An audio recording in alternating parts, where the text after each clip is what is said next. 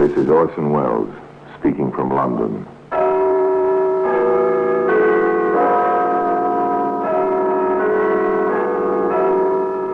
From the Black Museum, a repository of death. Yes, here in a grim stone structure on the Thames, which houses Scotland Yard, is a warehouse of homicide.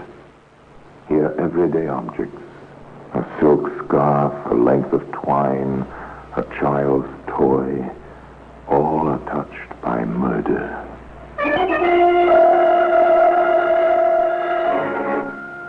Now this jar, nothing more than a cheap stained glass container, the type you find in a laboratory. What's in it? A colorless fluid. Water, perhaps? A cleaning spirit? No. Acid. Well, just the thing to decompose a body without leaving any traces. Exactly, Sergeant. You'd better take a sample of it. Very well, Inspector. There's a jar on the shelf here. I'll use that.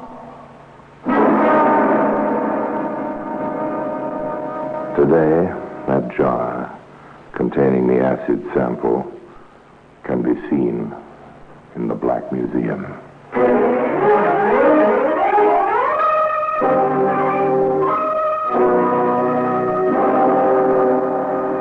From the annals of the Criminal Investigation Department of the London Police, we bring you the dramatic stories of the crimes recorded by the objects in Scotland Yard's Gallery of Death, the Black Museum.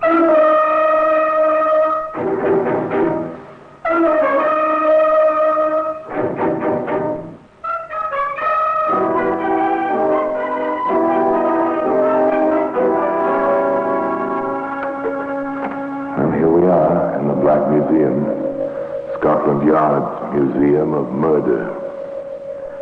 Here lies death, unseen but ever present, uncatalogued but orderly, enveloping the shadows, papering the walls, carpeting the floor. Death, for display purposes only. And here's a hypodermic syringe. It was once used to inject life-preserving serums and later used to inject poison. And death. Here's an umbrella. Ordinary, everyday umbrella. Ordinary and everyday up to a point, that is. Look closer and you'll see just how sharp that point is. Just how lethal a sword stick can be as a weapon of murder. Now, here we are. Here's the acid jar, sealed and somber looking in its place on the shelf. Once this jar rested on another shelf, a workshop shelf in Crawley. But let's not anticipate. Let's begin our story at its beginning.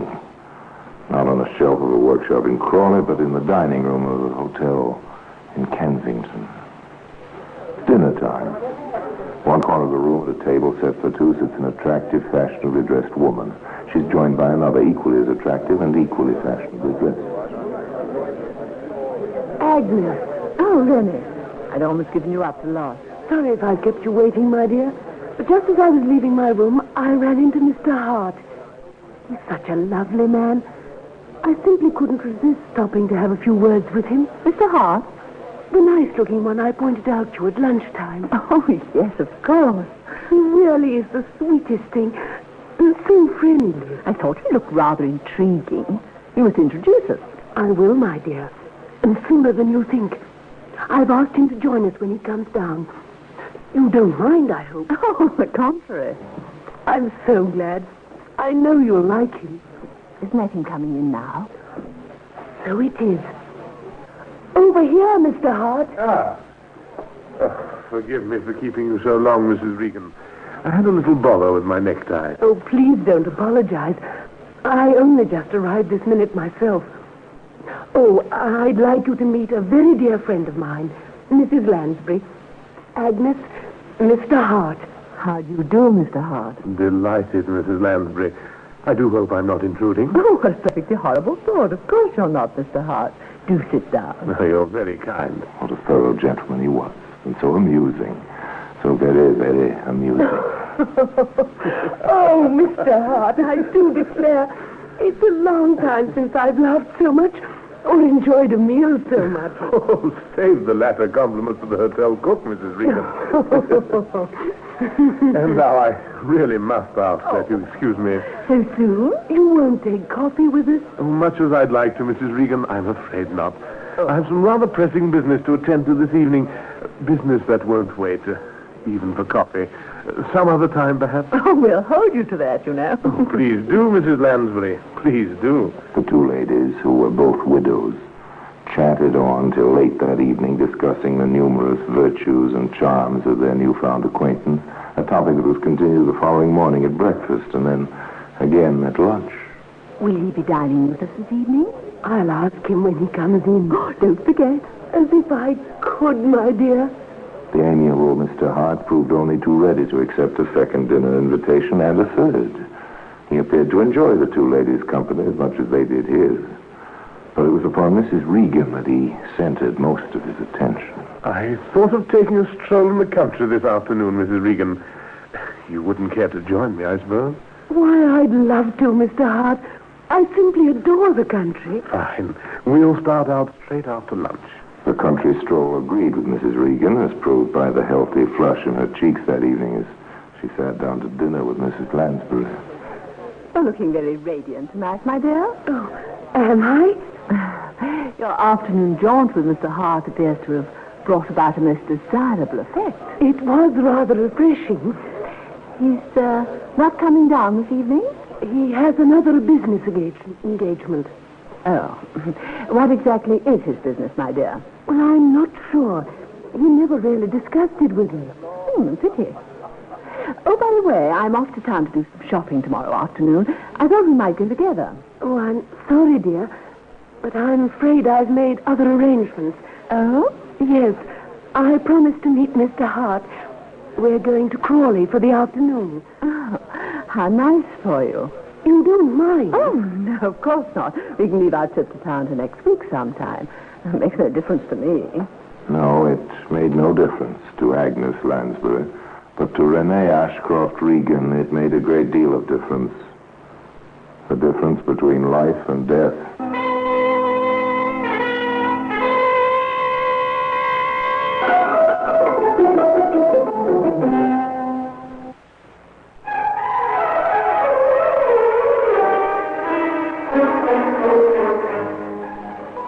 Mrs. Regan did not appear for dinner the next evening, nor did Mr. Hart. Nothing particularly unusual about that. Obviously, they decided to stay in Crawley for dinner. Mrs. Lansbury dined alone at the hotel. The following morning, arriving down late for breakfast, she was surprised to find that there was still no sign of her friend. Funny. Not often she misses breakfast. Oh, good morning, Mrs. Lansbury. Oh, Mr. Hart, good morning. Mrs. Regan not down yet? No, not yet. Not like her to be late. Well, she probably stepped in. I wouldn't be surprised. Have you had breakfast? Yes, I came in earlier, just on my way out. Business again? That's right. Well, I must be off. No doubt I'll see you at dinner. Yes, don't be late. I won't. Till this evening, then. It was almost 9 o'clock when Mrs. Lansbury finally left the breakfast table, and still no sign of Mrs. Regan.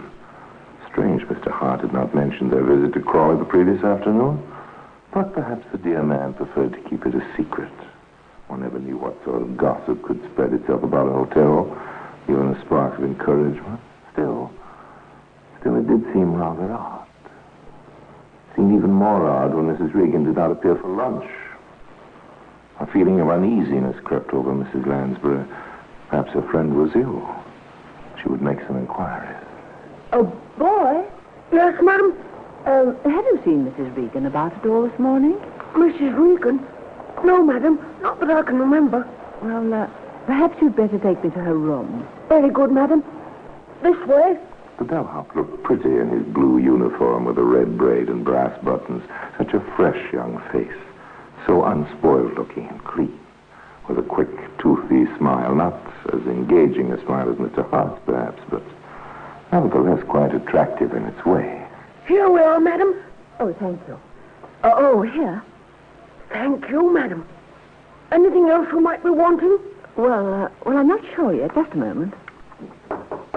Must have stepped out for a bit. Well, I'll try the door. Locked. Renee? Renee? Are you in there? Nothing wrong, is there, madam? I don't know. I think Mrs. Regan may be ill. You better go and call the manager. Tell him to bring a pass key. Very good, madam. Won't be a jip. The hotel manager arrived in due course, asked a few rather pointless questions, fiddled with his large key ring, and finally opened the door to Mrs. Regan's room. It was empty. It looks as though your flowers were groundless, Mrs. Lansbury. She must have gone into town for the day. But that still doesn't explain why she didn't come down to breakfast this morning. Oh, perhaps she didn't feel like it. Still, I'll have a word with the room maid. She may have noticed something when she came in to tidy up. The room maid was duly summoned and questioned. No, Mrs. Regan had not been in her room when she came in to clean up. Yes, she'd noticed something unusual, something most unusual, as a matter of fact. Mrs. Regan's bed had not been slept in on the previous night. That settles it.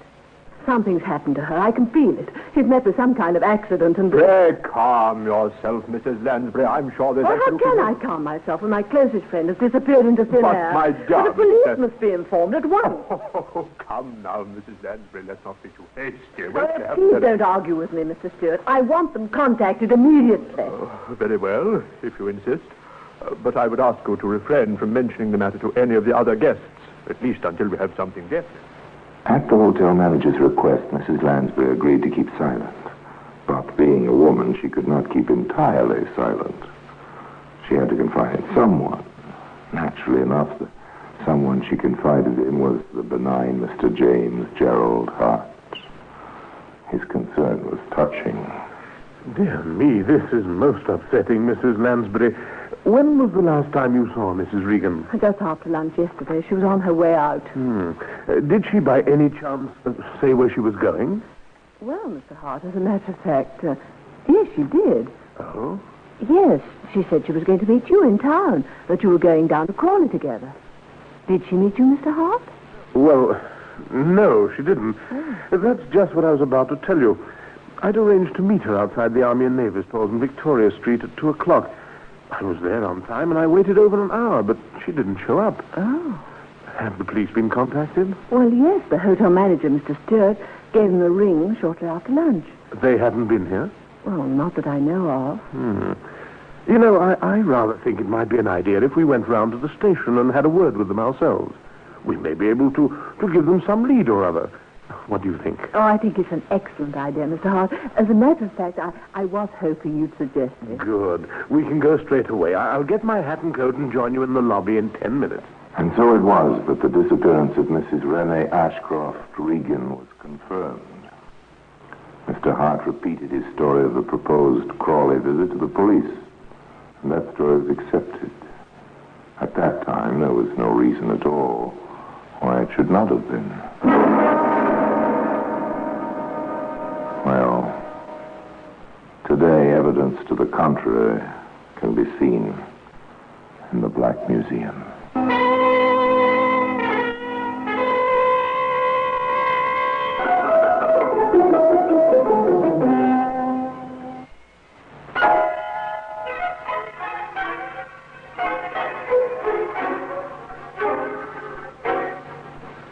At least a dozen women are reported to the police as missing every week.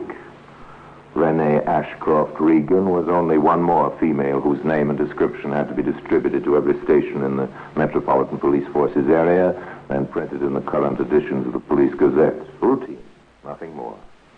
Steady, patient routine. At the Chelsea station, woman police sergeant Carol Henderson, whose duty it was to check through the daily records of missing persons in the area, came up on the case of Mrs. Regan and, as a routine step, paid a visit to the Kensington Hotel for a brief chat with those who had known her best. Naturally enough, the first name on her list was that of Mrs. Agnes Lansbury. Now, Mrs. Lansbury, if you could just tell me when you last saw Mrs. Regan, what she was wearing, and as much as you can remember of any conversation that may have passed between you on the day of her disappearance. Mrs. Lansbury could add nothing to what she had already told the police, but nevertheless was most helpful and directed Sergeant Henderson to the room of the much concerned but still charming Mr. James Gerald Hart. Do sit down, Sergeant. Thank you, Mr. Hart, but I prefer to stand when I'm on duty. It's not often one has the pleasure of meeting a lady policeman. But as you wish, if you don't mind, I would... Not at all. Now, I understand, Mr. Hart, from what Mrs. Lansbury tells me, that you've arranged to meet Mrs. Regan on the day of her disappearance. That's correct. I was to meet her at 2 o'clock outside the Army and Navy stores in Victoria Street. But she didn't show up. No. How long did you wait for her, Mr. Hart? Oh, at least an hour. Close to an hour and a half, I should imagine. And then? Well, as you may know, we intended going to Crawley together. Well, when I realized she wasn't coming, I drove down alone. Oh, I see. Exactly what had you intended going to Crawley for, Mr. Hart? Well, as a matter of fact, I have an interest in a chemical factory down there. I'm what you might call a research chemist. Oh, yes? Mrs. Regan was hoping to purchase some samples of certain plastic fingernails I'm manufacturing. I see. Well, I think that's all I need from you at the present, Mr. Hart. Thank you for your time and your cooperation. No trouble at all, Sergeant. I'm most anxious to have this matter cleared up, you understand. Mrs. Regan and I were close friends, and I hate to think that anything may have happened to her. Quite. If I can help you in any way, I'll only be too pleased. That's very kind of you, Mr. Hart, but I think we'll be able to manage. If we need any further information from you, you can rest assured we'll get in touch with you. Sergeant Henderson returned to the Chelsea police station. She had listened to what had seemed a straightforward story, but there was a doubt nagging at her. Hart's manner had been very obliging and polite, but there had been something about him she didn't like, something that didn't ring true. That something took her to the office of Divisional Inspector Russell White, to whom she expressed her doubts. So you think it's a bit fishy, eh, Sergeant? Well, I wouldn't go so far as to say that, sir, but, well, I do think Hart might bear checking up on. Oh, that's good enough for me. Scotland Yard, please. Criminal Records Office. Within the hour, the checkup had been made, and the results phoned back to Chelsea. Results that stood by Sergeant Henderson's feminine intuition. According to the record, the plausible Mr. Hart had served 2 sentences for fraud. Well, there you have it, Sergeant. It appears he's been up twice in the past 10 years. I can't say it surprises me. Perhaps not, but I wouldn't let it influence you too much. Just because a man has a record, it doesn't say he knows anything about Mrs. Regan's disappearance. That's true. I think at this stage, the best thing we can do is to forget about Hart for a while and concentrate on Mrs. Regan herself. Give the newspapers a full description of her and the clothes she was last seen wearing. The usual thing. All right, I'll get onto it straight away. Thus did the story of Mrs. Renee Ashcroft Regan's disappearance receive its first coverage in the London newspapers. A close-up photograph, and underneath it, a full description of the missing woman as she was last seen by Mrs. Lansbury prior to her leaving the hotel for her proposed meeting with James Hart. Well, that should bring results, Sergeant. Let's hope so, Inspector. The jewelry's the thing. Mrs. Lansbury is quite sure she was wearing it when she left the hotel. She was most emphatic about it. Good. Every jeweler and hock store proprietor in London's been alerted. If a legitimate sale is attempted, we'll hear of it. 2 days passed. No information was received by the police.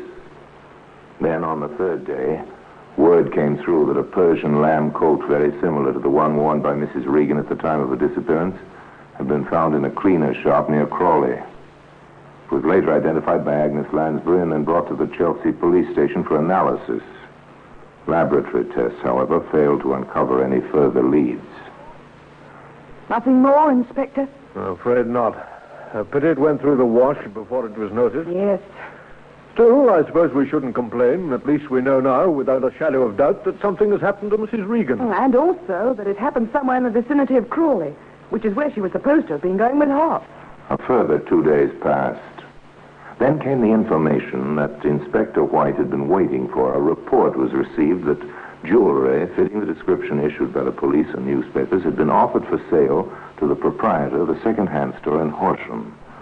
It was also identified by Mrs. Lansbury as belonging to the missing Mrs. Regan. Proprietor, Solly Jacobs, was questioned by Inspector White. Just how long have you been holding this jewelry, Mr. Jacobs? 1 week tomorrow. Party brought it in just after lunch.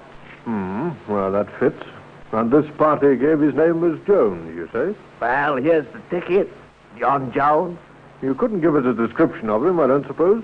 Well, so let me be remembering like he was short, stocky, with a dark hair, and, well, I'm not quite sure, but I think he had a small mustache. A small mustache.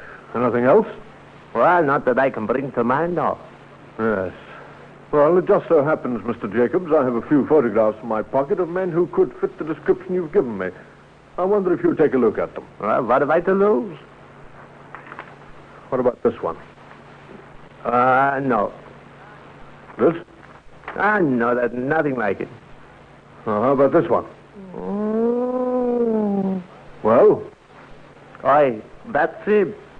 You're sure of that? As sure as I'm standing here, I never forget a fight. Thank you, Mr. Jacobs. You've been very helpful. Returning to the Chelsea police station, Inspector White summoned Sergeant Henderson to his office. Bringing her up to date on his visit to Horsham, he produced the photograph that had been recognized by Jacobs. James Gerald Hart. As he was when arrested in 1939 for fraud. Hasn't changed much. Fortunately for us. Going to pull him in? All in good time. If he's done away with Mrs. Regan, as facts seem to indicate, he must have deposited her body somewhere. His chemical factory. Well, that's as good a place to start looking as any. Tell Peters and Cunningham to stand by. We'll pick up Hart on the way down. 20 minutes later, Inspector White, accompanied by Sergeant Henderson, arrived at the Kensington Hotel and asked for Mr. Hart. That smiling gentleman, as smooth and suave as ever, came downstairs immediately, greeting the sergeant with an airy wave of his hand. Good afternoon, Sergeant. I was hoping you'd call again. Oh? Yes. I've been rather anxious to hear what progress has been made in the search for Mrs. Regan. Perhaps you better ask Inspector White here that question. He's taken over the handling of the case. Oh? How do you do, Inspector? Mr. Hart. Before I answer your questions, Mr. Hart, I've a few I'd like you to answer for me. By all means, fire away. Sergeant Henderson tells me that you have an interest in a certain chemical factory at Crawley. That's correct. And that you arranged to take Mrs. Regan there on the afternoon of her disappearance. Yes. We'd rather like to look over this factory if it can be managed. Just routine, you understand? Of course. Any time, Inspector. Will tomorrow morning suit you? Hardly, Mr. Hart. It'll have to be this afternoon. Well, I'm not sure that would be convenient, Inspector. You see, I have a business appointment in Chelsea at 3, Then and then... I'm afraid your business appointment will have to wait, Mr. Hart. But, Inspector... Let's be on our way, shall we? I've a car waiting outside. For a fleeting second, the ever-present smile almost faded from the lips of James Hart. Then it broadened, and his perfect white teeth flashed in the sunlight streaming through a lobby window. Lead on, Inspector. Little was said during the trip down to Crawley. In the back seat of the police car on either side of Hart, Inspector White and Sergeant Henderson interested themselves in the swiftly passing countryside, and in the front, Constable Rex Peters sat grimly at the wheel, and beside him, equally as grim-faced, sat Sergeant Dennis Cunningham. The silence appeared to amuse Mr. Hart, who chuckled audibly to himself more than once, before remarking casually, Lovely spot, Crawley, don't you agree, Inspector? Huh? Oh, yes, indeed. I've often thought how very pleasant it would be to live down here. Oh, next turning to the right, Constable. A few minutes later, the police car came to a standstill outside the Hart Chemical Factory, which proved to be little more than a glorified workshop fitted up as a laboratory. Hart remained in the car under the watchful eyes of Peters and Cunningham while the inspector and Sergeant Henderson entered the wooden building. Well, plenty of experimental equipment lying about. Nothing much else as far as I can see. No.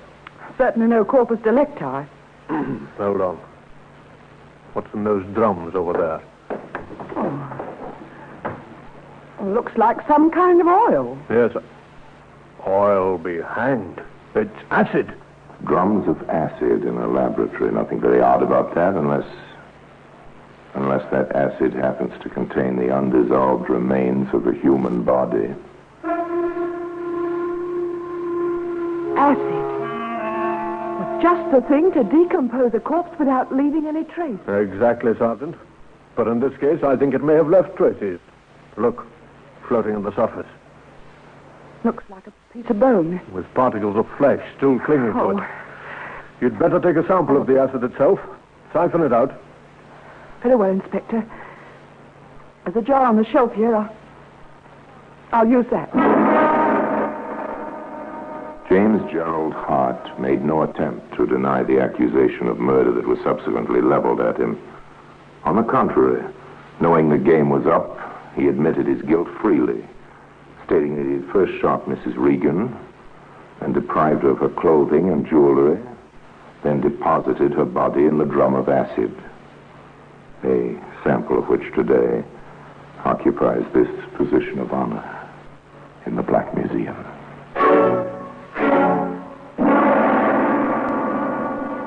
Orson Welles will be back with you in just a moment. The defense, brilliantly conceived, was, of course, insanity. To strengthen this plea, Hart cheerfully claimed to have done away with no fewer than 9 other victims in a similar fashion to that in which he had disposed of Mrs. Regan. Whether or not this claim was justified will probably never be known. But it is an established fact that at the time of his trial, 5 of those he named as his victims had been missing from their homes for months. They have not been found to this day. However, justified or not, his plea was rejected and he was found guilty of murder in the first degree. His subsequent execution relieved the world of a murder student who set up in practice before taking his diploma. For James Gerald Hart was by no means an accomplished killer. The trail he left behind him bears out that fact. Rather could he be described as a dabbler in the art of dealing death, who dabbled just once too often. And now, until we meet next time in the same place, I tell you another story about the Black Museum. I remain, as always, obediently yours.